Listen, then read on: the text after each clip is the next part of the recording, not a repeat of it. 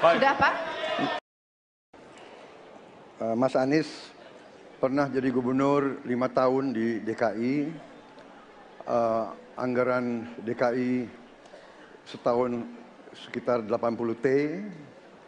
Jumlah penduduk Indonesia DKI 10 juta kira-kira kurang lebih.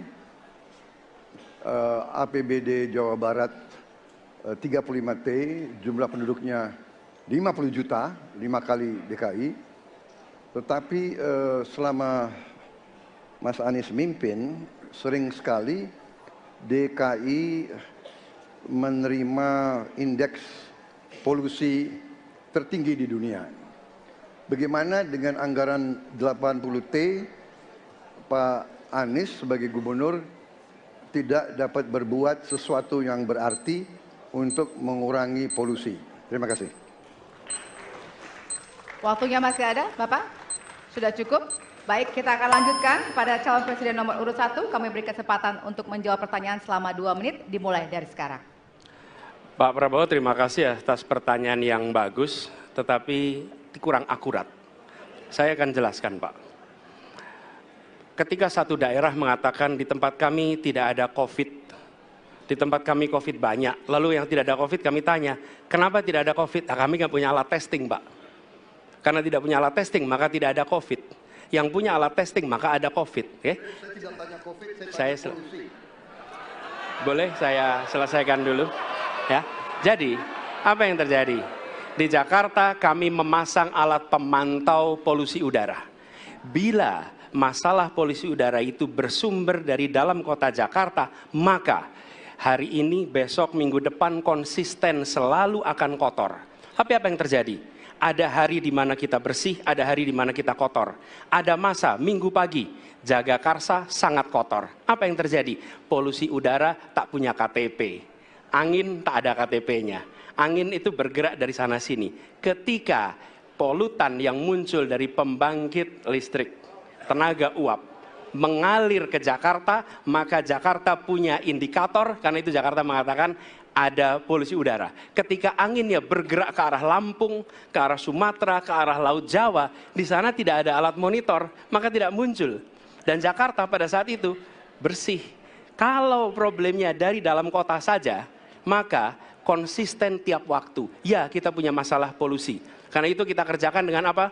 Kita lakukan, Pak. 1, dengan pengendalian emisi dari kendaraan bermotor. Dan pengujian emisi sekarang wajib. Yang kedua, elektrifikasi kendaraan umum.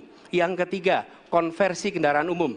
Dan dulu yang naik kendaraan umum hanya 350.000 per hari, sekarang 1 juta per hari. Jadi itu kita kerjakan untuk menangani soal polusi di Jakarta. Baik. Masih ada waktu, Bapak? Cukup? Saya rasa lebih dari sekedar partai politik. Rakyat tidak percaya kepada proses demokrasi yang sekarang terjadi. Itu jauh lebih luas dari sekedar partai politik.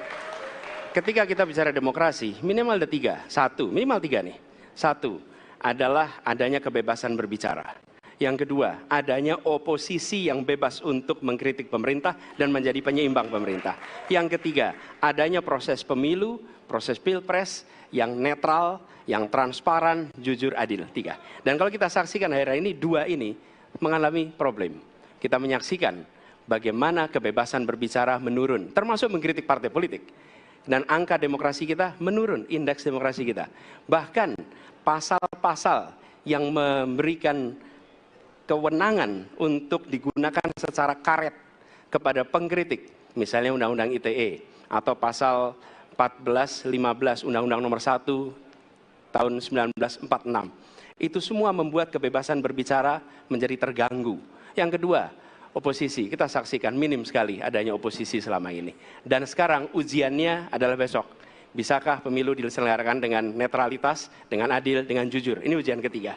Jadi, persoalan demokrasi kita lebih luas dari segala persoalan kepada partai politik. Nah, bagaimana untuk partai politik sendiri? Partai politik perlu mengembalikan kepercayaan. Tapi di sini ada peran negara. Menurut saya salah satu masalah yang mendasar, partai politik ini memerlukan biaya. Dan biaya politik selama ini tidak pernah diperhatikan di dalam proses politik.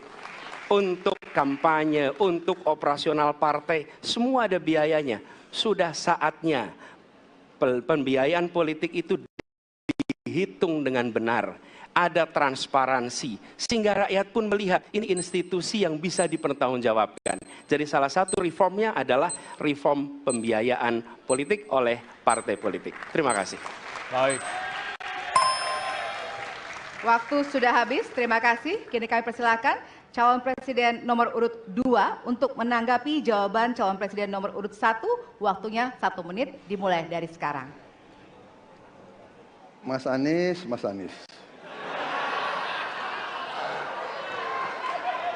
Saya berpendapat Mas Anies ini agak berlebihan.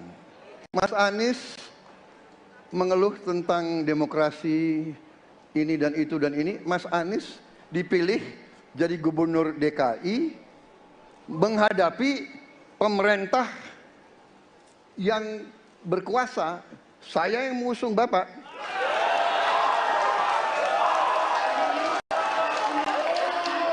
Kalau demokrasi kita tidak berjalan, tidak mungkin Anda jadi gubernur.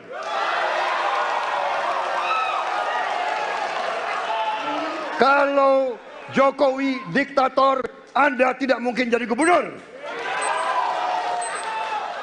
Saya waktu itu oposisi, Mas Anies. Anda ke rumah saya, kita oposisi, Anda terpilih. Waktu habis, Bapak. Harap tenang. Bapak Prabowo. Baik, para pendukung, kami mohon untuk tenang, para pendukung. Para tenang.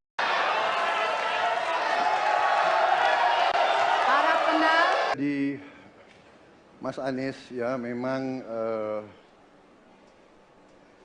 suatu perkembangan politik itu ada beberapa segi perspektif ya. Jadi tim saya, para pakar hukum yang mendampingi saya menyampaikan bahwa dari segi hukum tidak ada masalah.